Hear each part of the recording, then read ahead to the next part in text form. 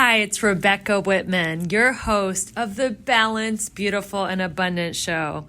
I'm a top-rated life coach, an international best-selling author, and a multi-passionate entrepreneur. I'm on a mission to help you go from burned out to balanced, beautiful, and abundant. The experts on this show will help you achieve work-life balance so that you can experience abundance in 7 pillars of life: spirituality, health, emotions, romance, mindset, social, and financial life. When you have all 7 pillars of life in alignment, you are balanced, beautiful, and abundant. Let's go. Welcome to the Balanced, Beautiful, and Abundant Show. I am your host, Rebecca Whitman, and we are taking you from overworked and stressed out to balanced, beautiful, and abundant. Today, we have a really special guest. He is a friend of mine, a business partner, and friend to my husband. Welcome to the show, Emmanuel Kelly. Thank you so much. I have a feeling, though, that by the time I'm finished talking, I might actually stress people out. But it's all good. It's all good. We're going to have some fun anyway. But thanks for having me on, Rebecca. You're so welcome. They'll definitely be entertained and inspired, and that is the goal of the show. So I'm so excited to tell my audience about your incredible journey. I mean, I am just in awe of this story. You can fill in the gaps, but this is what I would love to just give you some background and so my audience knows who we're talking to. Yes. Emmanuel Kelly was found in Iraq as a baby, half dead in a box by 2 American soldiers. He spent the next 7 years at an orphanage in Baghdad where he met his brother Ahmed. The Humanitarian Moira Kelly heard about the boys, met them, and fell in love with them. Moira brought the boys to Australia for life-changing surgeries. Over the next 14 years, Emmanuel had 6 surgeries, and he had to learn how to walk and feed himself. Emmanuel became a media sensation when his song Imagine that he performed during Australian X Factor went viral. So how did I do? You're on mute. Oh, that wasn't bad. You know what? I had to put myself on mute because I was saying everything you were saying right that was doing better than I normally do. So there you go. No. It was really good. You did better than I would. So, I mean, you told my story better than I tell my story. So that's a fair effort. Thank you. It's an incredible story. And I feel like you have such a big mission and purpose in life because for all intents and purposes, you shouldn't have been here. You know, you could have died as a baby left in a box on the middle of a battlefield. And you have a huge mission to accomplish in life. So let's start with that question. What is your why? Why do you think that fate, God, the universe kept you alive through that incredibly rough journey? What is your mission? You know, it was I think my mission for me isn't necessarily, I mean, my mission is my purpose, right? But I think we all as human beings have purpose and mission in our lives. And there's kind of a human purpose and a human mission. And that's just to be good to one another and to spread as much love to one another. As corny as that sounds, it's the case, you know? But personally, my mission in life is, I think, what I'm doing now.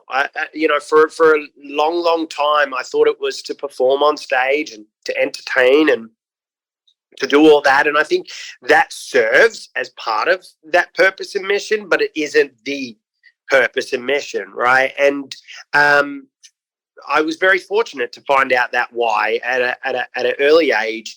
And that is what I'm doing now with my new company, which your husband is involved in. He's terrible as a worker, though. I mean, geez, Oh, did I just say that live? Uh-oh. Sorry, Ben. He's Meant to tell you that. Sorry, Ben. Just kidding. No. He's amazing. But it's what we're doing now. It's what myself and Chris Martin from Coldplay kind of co-incepted a few years back. And, I was doing a concert in Mexico in 2019, and a young kid came up to me and he asked me a question, and that was what my purpose was. And this kid had a condition called progeria, which essentially means it's a condition where you rapidly age. So he was a 12-year-old who looked 70, 80, 90. And he asked me what my purpose is. And I thought language was just lost in translation, but no, it wasn't the case. He genuinely meant the question, and he asked me that. And for a long time, I had to keep thinking and thinking and thinking, and sort of meditating on it and doing whatever needs to be done to kind of understand what that was. And for a while, I didn't know, but I took a step back and took a look at myself and took a look at the life that I was living, and realized that the life I was living is in many ways not mine, right? It's a life that I don't think I was supposed to live, but something greater than myself, and I don't know if it's fate or God or the universe. It's whatever people truly believe in. It could be anything. In my case, it's all of them. It's God, it's the universe, it's whatever we decide to call it. But it is something that's greater, that said, you're living something and you need to kind of live it and live it to its full potential. And so I started a company after calling Chris and explaining this part to him. I started a company, and we both realized it was what we're supposed to do. And that company's called Outlier. So that is my purpose, Outlier, to find the outliers of the world, to, hopefully allow them and their futures not to necessarily need a Coldplay or a Chris Martin or anybody of that caliber in order for them to succeed, and in order for them to be seen and heard and not just seen. And the outlier community and the outliers that I'm talking about are people with disabilities, are people who are differently abled. That's that community. And I like to call it outliers because we're unique, we're different. And I really believe that this community is the key to, the key to opening that door of true empathy and true love and true understanding and innovation, both socially and economically, and environmentally in many ways, but also accessibility in the world, technologically, empathetically, and socially is the key with this audience. And we can create that by simply representing them and making sure they don't need a Chris Martin to do what I'm doing. So am I allowed to share about the concert with Chris Martin, the private rehearsal that I attended? You can, absolutely, if you'd like. Yeah, so I had to keep it secret. I don't think there is any secrets around that one. I think Chris solved it when he said no phones. So I think you can absolutely share it. Awesome. So I love your relationship with Chris Martin, and because of that beautiful relationship, we met on Tinder. That's why we're so close. That's yeah. No, I'm kidding. Tinder is actually the first sponsor of the Balanced, Beautiful, and Abundant show. So there it is. Get $20 off your Tinder membership. No, just kidding. But because of your friendship with Chris, Ben and I and just a couple other people got to attend his private rehearsal and a random parking lot in LA where he recreated the stage of his concert.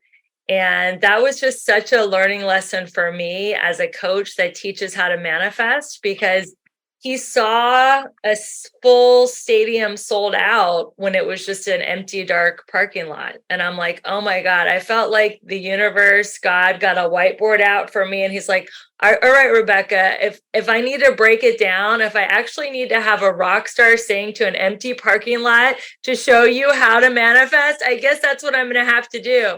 So he was being a rock star to an empty parking lot on a cold LA night. And it was one of the most inspirational things I've ever seen in my life, because he didn't phone it in. He was being a rock star, and that is how you create. It's who you're being. It's not what it's who you're being. And when you sing Imagine, and everybody like loved it so much that they retweeted it. Jay-Z, Chris Martin, Yoko Ono. I'm sure the list goes on and on of the rock stars and people that retweeted it. Who were you being? Like, did you walk onto that stage and have like a pep talk or a prayer or a talk or a look in the mirror that you're like, this is it. This is the moment. I'm going to change my life. Did you have a mantra that night? Like, that was the truth is, I mean, it's a great question.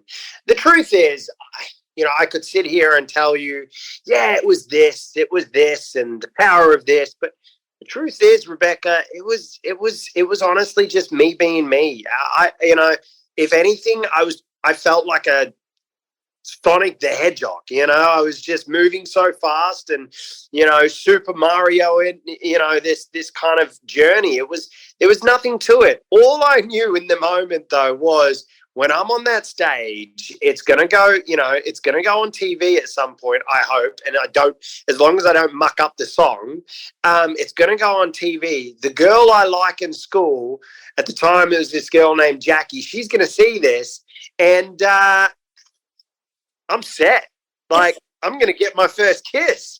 I was like excited.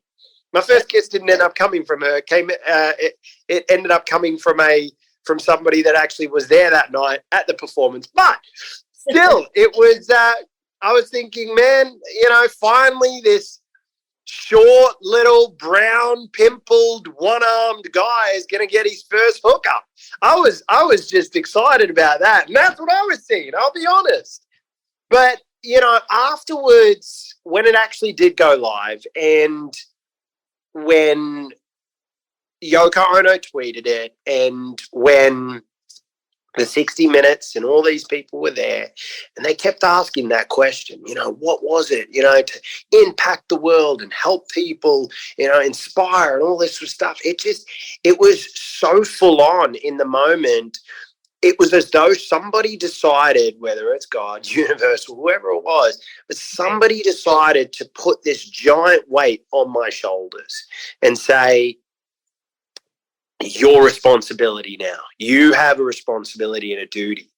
For a long time, I didn't accept it. For a long time, I put it to the side. For a long time, I threw it to the side. And because I just wanted to be just like any other pop artist, in the sense that I didn't want to be seen as somebody that's inspiring a bunch of people to be better humans. I just wanted to be a person who was inspiring young people to be musicians or to have confidence. That's all I wanted, not, constant kind of elements added and added and added and added constantly over and over again. And that led me to a very dark place as a person. And, I ended up coming out to the US. I ended up performing with amazing people, opened for Snoop Dogg, and, just had these incredible things, worked with the Quincy Jones camp and the Bruno Mars camp, Philip Lawrence out there, and, all these people. But during this time as well, I ended up getting on drugs, and I ended up driving myself into a ditch. And it was because I was just surrounded with so much responsibility, whilst at the same time surrounded with enormous amounts of fake love, whilst at the same time surrounded with massive, massive amounts of the discrimination elements of, record label execs, et cetera, telling me that I'll never make it because of the way I looked, and so when you've got all that, it's as though, why have you put this giant weight on my shoulders? It's not fair. And I kept thinking that to myself. I turned myself into a victim. And because I turned myself into a victim, I drove myself into a really dark place, into depression and anxiety, and, and started doing drugs, everything from marijuana to cocaine to ecstasy to, you can imagine it, you know, and sometimes it got even harsher than that, to the heroines and things like that. It got really dark at one point. But then one day, and I ended up homeless. I made all this money and then I ended up homeless. And so, you know, this entire thing that I just wanted to do because I loved music ended up being the best thing ever, but also the worst thing ever, all at once. At the time, that's what I felt, the worst thing ever. But actually, every single experience, the drugs, the depression, every one of them, it actually ended up being the best thing ever in the end. I just didn't realize it because I was so consumed with victimizing myself. But one day I saw this quote and it said, "It's none of your business what anyone thinks of you." Yeah. But it wasn't finished. Just said that. And it was this guy named Wayne Dyer that said it. Or maybe he requoted it, I'm not sure, but I think it's his. And I just saw it on my feed one night on Instagram, just randomly out of nowhere. I could never find it again, which says something. Maybe somebody put it in front of me or something put it in front of me, but I never could find it again. But it just sunk into me, but it didn't finish. And that's what kept going into my head. I kept saying, well, then who the bloody hell business is it then? It's not my business. Whose business is it? Like, come on. And the next day I looked at myself in the mirror and I didn't like the person I saw. And this was in 2017-ish. I didn't like the person I saw. Started 2017. I didn't like the person I saw. Didn't at all. And I punched the mirror as hard as I could. And the next day a new mirror was bought. And my mate, this guy Josh, I was staying on his couch, and he got the new mirror, and he says, "Listen, you know, do me a favor, don't break this one." I said, "I'll try my best." And he goes, "You're lucky I'm a Jew and I've got money." And I'm like, "Okay, thanks, mate. That's good. Not sure what that means." He goes, "Well, you know, I got money, so you're lucky that I can replace it without a problem. But you know, I can't replace it again, Emmanuel." So I said, "All right, I'll try my best not to break it." And he puts it up, and when I saw the new person that was in that mirror, I realized that line and what it really meant. And that was, it's none of my business what anyone thinks of me. It's only my business what I think of myself. So do I love me? Do I love the person that I am? Do I love the person I can be? Do I embrace who I am? Do I embrace my differences? And I said yes, even though I didn't believe it. And every day I asked myself the same question, and I said yes. And every day for about 3 months. And on the third month, I started to believe it. And after that third month, I started to put up goals of what I wanted to achieve that by the end of that year. And one of those goals was I was going to perform with, you know, one of the top 5 of these artists. And Coldplay was at the bottom of the list because I had no way of getting to them, but everyone else I had a go at getting to them, but Coldplay was on that list. And by the end of 2017, I was on stage with Coldplay. I was performing with them, and it came down to just determination and embracing who I was. I'm a strong believer that if you embrace who you are and who you want to be, and you're willing to work for it, and you're willing to pivot when it's not working, because that saying that Einstein had, the meaning of insanity, I think it was Einstein, meaning of insanity is if you try and do the same thing over and over again and expect a different scenario. Well, no, don't be a hedgehog, be a fox, find new ways.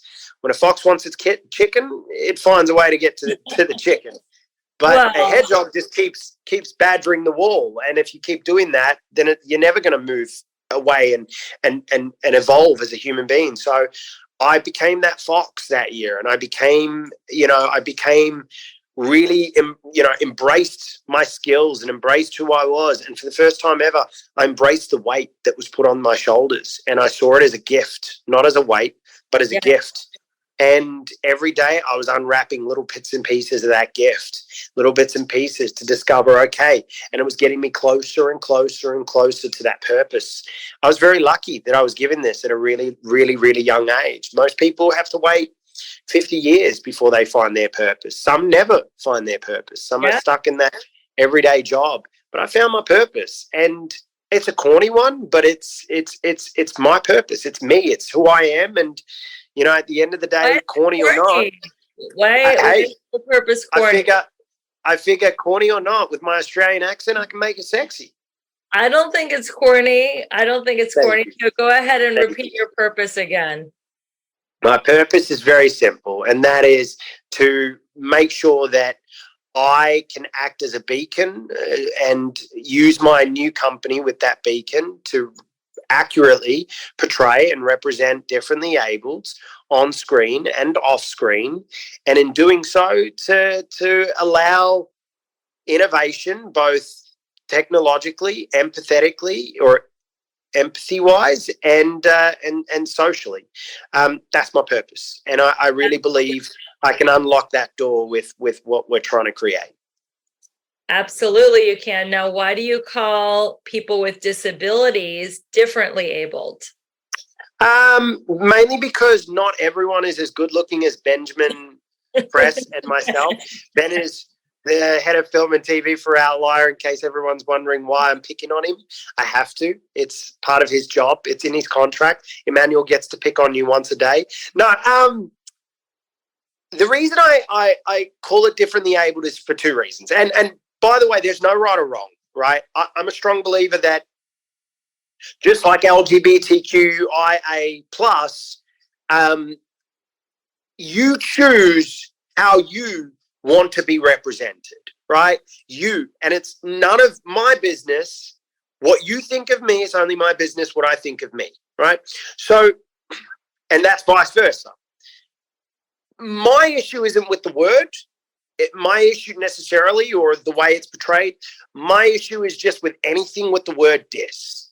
The Dalai Lama had a quote a while back, and that was, and Gandhi's also said this, Mother Theresa, and all these incredible wise human beings have said words have enormous amounts of power. Yes. And so any word that is surrounded with a negative connotation to it. So, for example, any word that starts with this, naturally already, subconsciously, somewhere in our minds has a negative element to it, right?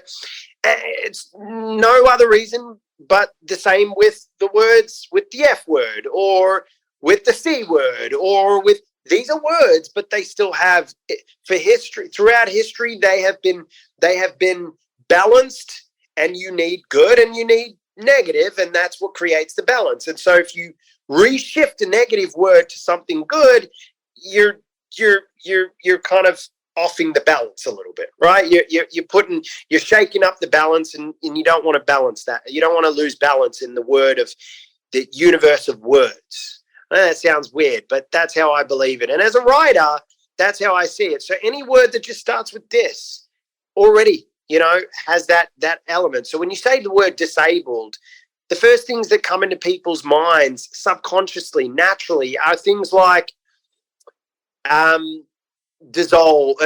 dismiss, disrespect, disregard. And for years, the differently abled or disabled community has been disregarded, yes, dismissed, seen but not heard. But that's not, for any other reason, but that's the word. What's that? In my opinion, they've been pitied. So what makes life exactly. so different is you're going to put differently abled people in leading powerful. So exactly. Now I see the word differently abled as this. It's empowering anybody that is, at the end of the day, this community there are people who are genuinely disabled, but the meaning of disabled is you are limited by your ability to live your day-to-day life. Well, guess what? There are tons of people in the world who are limited by their ability to live their day-to-day life. It's not just the disabled community. It's people who are socially, economically in the poverty line. It's people who are homeless. It's people who, whatever it is. It's pregnant women. It's people who might break their legs. So you don't want to just lump everyone into this one community, right? But you can, I suppose. But I don't think there is a need. But there are a lot of people with disabilities who just look different, but can do everything. I, for example, have one arm, 3 fingers, looks like a hook. You can call me Captain Hook. And 1 leg, right? And this is a great pickle hand. So, make sure you keep your armpits down. Otherwise I'll come and tickle you. But I have a bent leg here, right? But you know what? I can do everything. I can climb. I can dance. I can jiu-jitsu. I can do whatever I want. I can handstand push-ups. I can drive. Doesn't have to be an altered car. I can do everything. And there are a lot of people in this community that can do that. Now, also, so that's why I feel that this community, I like to call it the differently able, disabled, outlier community. We are unique. We're outliers. We're special in our own right. Everyone is special in their own right, but we are unique and we are different and we're abled. And when the world becomes accessible, which it will one day, then the word disabled becomes completely redundant in this circumstance, because suddenly we're not disabled. The world is disabled.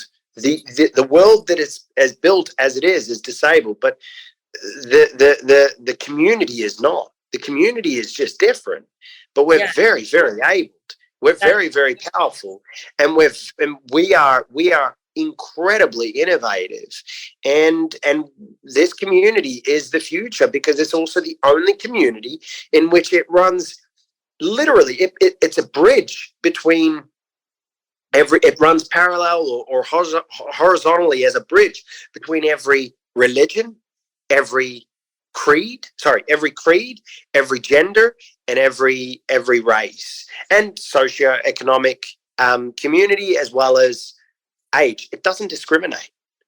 So why discriminate amongst ourselves? I say, which is different, and we're abled, and we're going to conquer in some way, shape, or form, and we'll conquer with empathy. We'll conquer with love, and I really believe we can change the world and make it a better place for one another and for each other.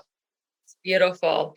So do you ever still go back into that victim mode of feeling sorry for yourself? Absolutely. Whenever I walk into a club and Ben's next to me, no. Honestly, I do. I think it's human to do that. I do. Absolutely, I do. 100% I do. And I have to just check myself. What do you say? What kind of pep talk do you give yourself to get out of your self-pity? Because I know a lot of people struggle with self-pity. I asked that question. It's that question. Whose business is it, E?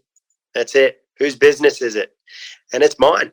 And if I choose to allow words of people to hurt me, even though words are powerful, they'll never hurt me. They can't hurt me. They can't change me, and they can't hurt me. So, they may be able to hurt me inside, but at the end of the day, I'm the one that's allowing them to hurt me from the inside. I'm the one that's allowing my shield to come down, and my shield is my confidence. My shield is my love. My shield is my empathy. And as long as that shield is up, then only love, empathy, goodness comes through. But all that negativity, all the words that people use, I mean, you can call me everything from, I'm part African, I just learned. So you can call me, and which I'm very excited to say, 25%. Who knew? I wish I took the height of an African, but no, I got the height of an Arab. But you can call me anything from cripple to terrorist to, little cripple boy, whatever you want to call me. It's never going to hurt me. It won't. At the end of the day, it's never going to hurt me. I won't allow it to hurt me, because my shield is up always. And on the odd occasion it is down, I just say those magic words and boom, comes up. I heard there's 3 kinds of business: my business, God's business, and none of my business. And what other people think about me is none of my business. That's it. That is even an expansion of your mantra, that there's 3 kinds of business: my business, God's business, and none of my business. So I love that mantra, and I think it builds self-confidence, but I think you're inherently, because when I was looking up your bio, your mom fell in love with you when she saw you in the orphanage because she noticed that you have this energy, this charisma, this confidence. And you think you were just born with it, or do you think it was something that you just developed by being in the first 7 years you were around a terrible war every second of your life? I think we're all born with it, first of all. I think we're all born with confidence. We're all born with happiness and positive light energy, all that sort of stuff. We're also all born with darkness and born with dark energy and you know, all that sort of stuff. I think it's how it's purposed. You know, how is it directed? I'm a strong believer in nurture versus nature. I think we're all born with it. We're all born with the gifts to be able to achieve.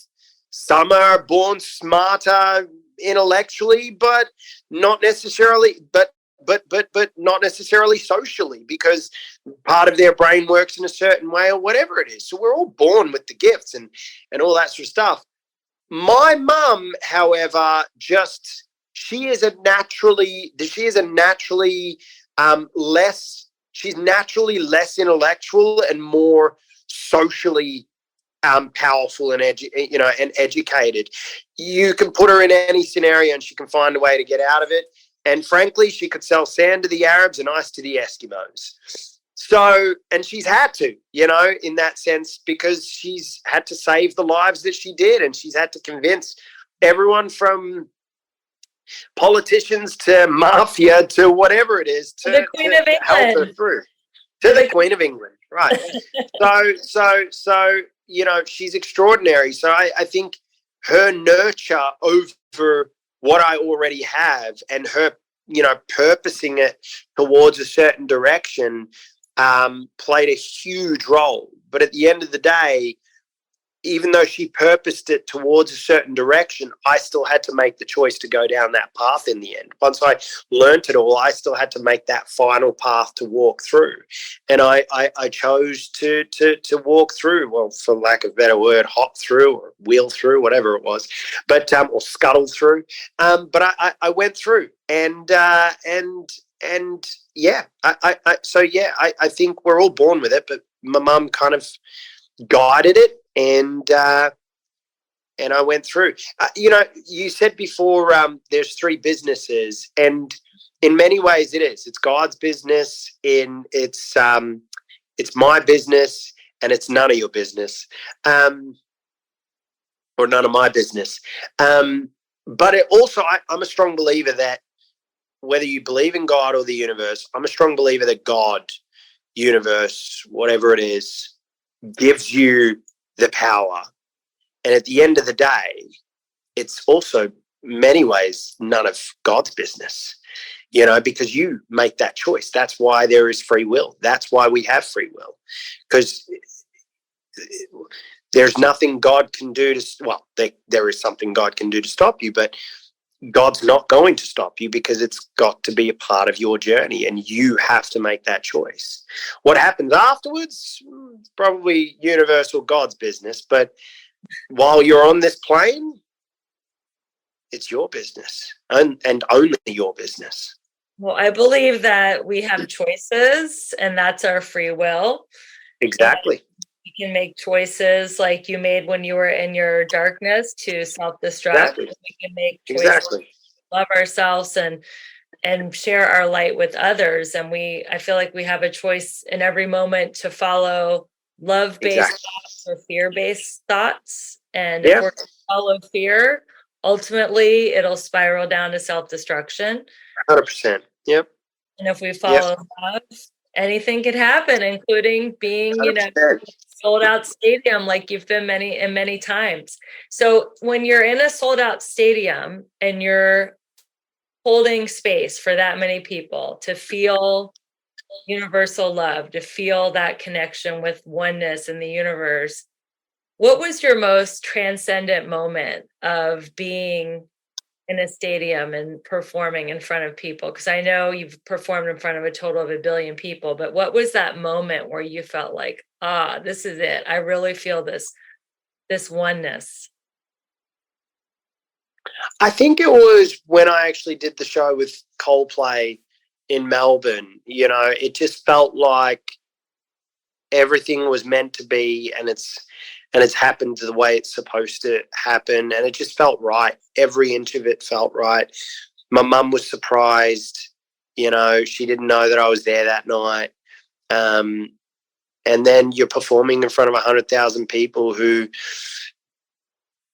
all they want to receive and all they want to give is love and is joy and it's excitement and it's passion and it's, you know, it's intensity, it's all their emotions, anger, frustration, it's all coming out because they're able to release it all in that one night. And you're sort of the recipient of it all, which, you know, almost, or at least your music is the recipient of it all. And so therefore you're kind of flavoring each note to represent those emotions. That was, it was at the Coldplay concert, I think. Yeah. Beautiful. Yeah. That is so great. So what do you think that being differently able has taught you that you could not have learned any other way? I honestly don't know. I mean, this is all I've known all my life. So I wouldn't able to answer that question with complete purity and honesty, because I don't know. I really don't know. I don't think it's necessarily taught me anything specifically. Or I was raised in a house full of children with different disabilities that were differently abled, and those children had all sorts of conditions from debilitating heart conditions, which meant they were going to die in a couple of weeks, to have been shot in the face by a gun or stepped on a landmine or eaten by a pig or a bear, or, you know, and so there were constant, rare conditions where, you know, your skin grows 7 times faster than others. And, you know, so there's so many rare conditions and issues, and or not issues, but different abilities and in many ways superpowers, if they were purposed the right way. If our biology was allowed to purpose it the right way, or learned how to purpose it the right way, in many ways it could be a superpower. You know, for all we know, we had a Deadpool in there. Who knows? But these kids did teach me one thing, and that was, no matter what your problem was, Mum actually probably taught us that, no matter what problem you may have, there's always somebody that's most likely worse off. Yes. And as long as you remember that, then what you have seems to be tiny, in the universe. Does that make sense? Yeah, it's perspective. It's like when I'm in the 12-step community, and sometimes we bring meetings to jails or, you know, mental institutions, rehabs. Yeah.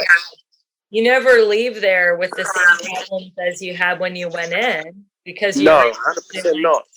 The problems that I think I have are BS compared to somebody who's in jail or someone who's, rehab and can't leave. And it's just, I think it's all perspective, right? Like whatever.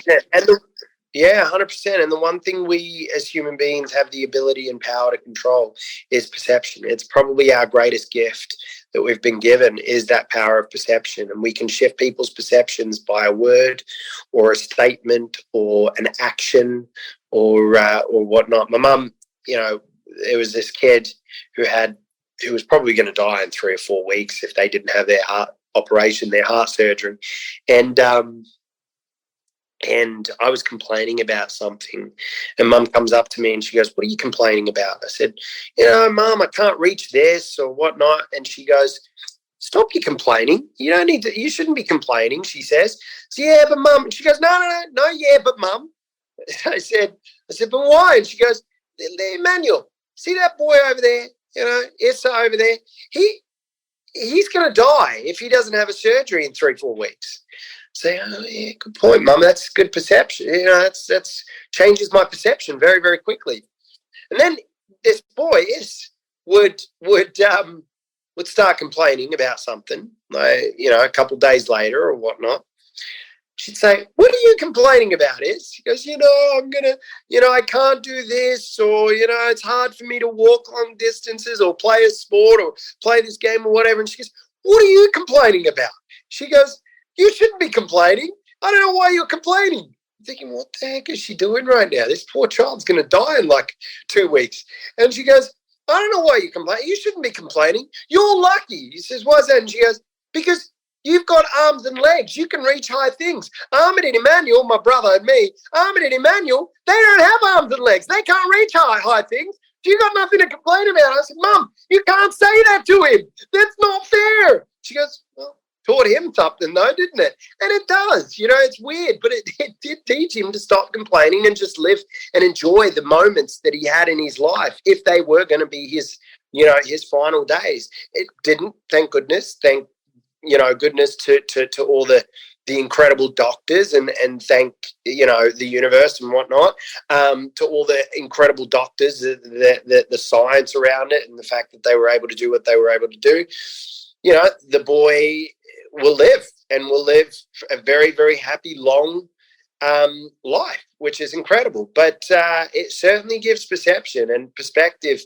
It certainly shifts perceptions and gives us powerful perspective that no matter what in life, we have that power to shift our minds very, very quickly. And if we choose not to, that's just laziness. After knowing, that's just laziness or naivety. That's so true. I actually have a tattoo on my shoulder that I got when I was 19, and it's the earth. And it's not because I was environmentally conscious or anything like that, or a huge traveler. I wanted to remind myself that I'm not the center of the world, and that no matter what I'm experiencing, there's people that have it way worse than me. And that's it's so true. It's so true. It's so true. And you're not, you've opened your eyes up. And I think there are a lot of, people ask me a big question all the time. Do I blame people for the way they see me or see others? I said, no, of course not. No. It's just naive. People are just, hang on, I got to say this word right because I always say it wrong. I always say naivety, but it's actually hang on, I got this. Naivety. There we go. Thank you. Naivete. Right? It's a French word. Naivety. There we go. Naivety. Exactly. I always say naivety, but it's naivety. Naivety. Yeah. I think it's just people's naiveness. We'll just go with. Oh yeah. Naivety. Yeah. Now it's getting you. I say naivete. The French way is easy. Yeah, which is naivete.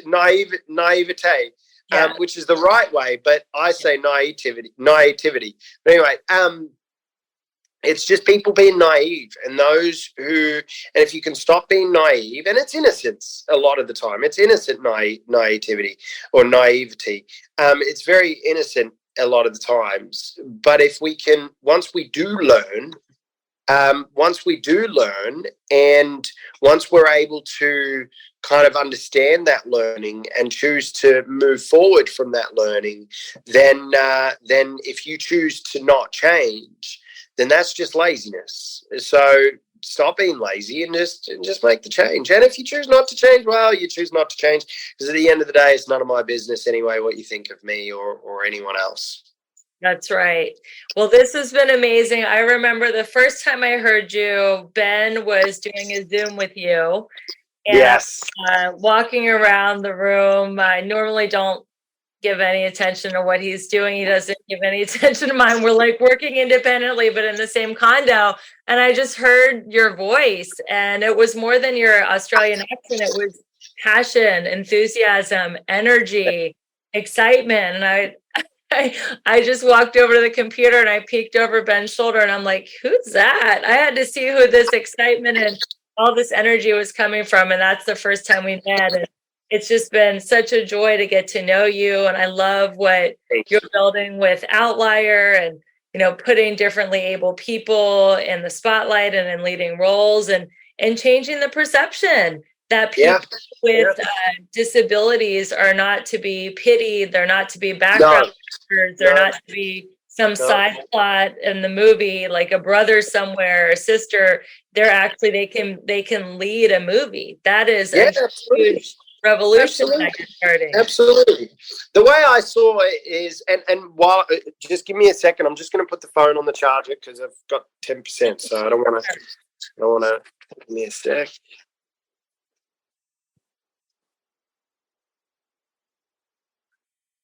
Here it is. There we go. Okay. Okay. There we go. No, I mean, the way I saw it as well is if I could see myself playing the role, there's no reason why I can't see, somebody else playing it. So, and I could see myself playing a hopeless romantic role. I can see myself playing an action hero. I can see myself playing a superhero. I can see myself playing a bad guy. I had this conversation with somebody the other day. I can't say who, but we were talking about their action franchise, and it's been around a long time. And I'm sure you probably know what I'm talking about because Ben probably shared it with you. But this woman's exceptional at what she's doing, and she's built an incredible empire.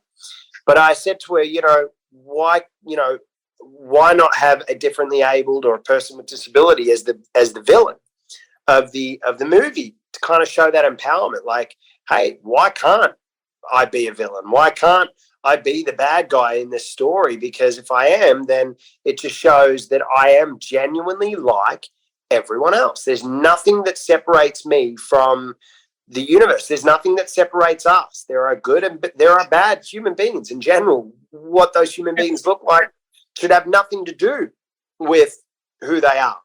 So I said, why not have somebody like me as a villain? She goes, it wouldn't be good if the star of the show or the hero of the show is shooting the guy in a wheelchair.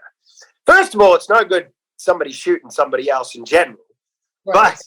But I felt like turning around and saying, well, I can have a very killable face if I need to. But put that aside for a second.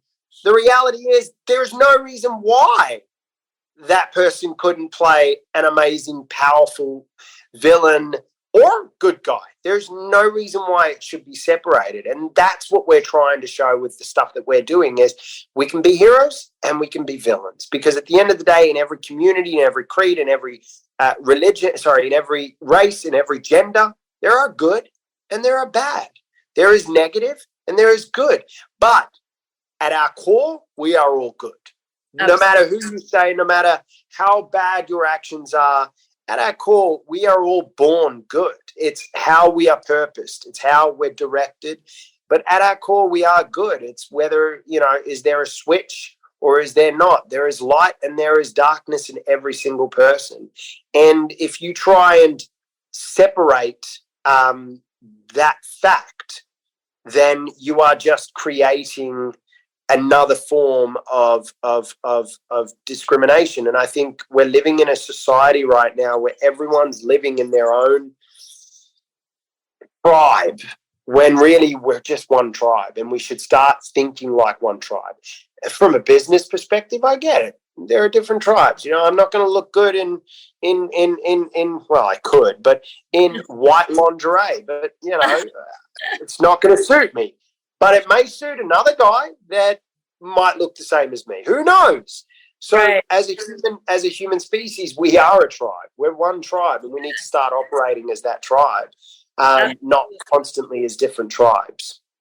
I couldn't agree with you more. I think that we're one God, one love, one world, one people, and anything you can do in film or TV to showcase our oneness is just a beautiful thing and a beautiful mission. So thank you so much, Emmanuel Kelly, for being on the Balance Beautiful Abundant show. How can our listeners find you online? Where do you hang out online? You can find me on obviously my Instagram, which is the Emmanuel Kelly, Twitter, which is Emmanuel K Twitter, I think, but with one T. Facebook, obviously Emmanuel Kelly. Snapchat, Emmanuel Kelly. Spotify, YouTube. I have a new song out right now called 1,000 Years. And that is also, and that's just Emmanuel Kelly. And Emmanuel is spelled with 2 M's. And it's a beautiful song. Definitely check it out. Check it out. Find him on Instagram. I see him on there all the time. Emmanuel, thanks again for your heart and everything that you're giving to the world. I so appreciate who you are. Thank you. You are so welcome. This has been another. And so are you, Rebecca. Oh, thank you. This has been Ben is batting above his average. Benny boy! He's listening. Yeah, I know he is. That's why I said it. Well, this has been another wonderful episode of the Balanced, Beautiful, and Abundant Show. I'm your host, Rebecca Whitman, helping you go from burned out to balanced, beautiful, and abundant. And until we meet again, keep your vibe high and magnetized. Bye, everyone. Thank you for listening to the Balanced, Beautiful, and Abundant Show. Please rate, subscribe, and review this podcast. If you or someone you know feels stuck and needs more abundance and balance in their life, please go to my link tree in the show notes to schedule your complimentary breakthrough call. I look forward to hearing from you, and we'll see you on the next podcast episode.